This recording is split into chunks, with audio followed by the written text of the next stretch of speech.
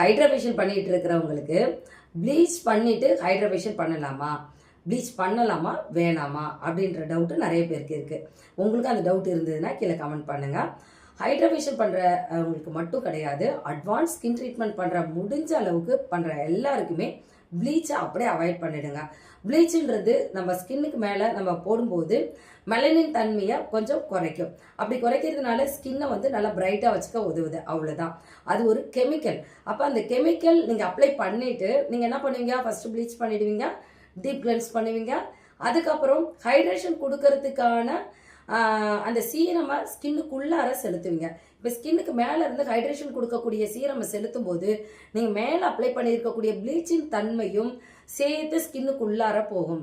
Dermis வரைக்கும் போகும்போது அவங்க ஸ்கின்னை அலர்ஜி ஆகிறதுக்கோ டேமேஜ் ஆகிறதுக்கோ நிறைய வாய்ப்புகள் இருக்குது. அதனால முடிஞ்ச அளவுக்கு ப்ளீச்சை அவாய்ட் பண்ணிக்கோங்க.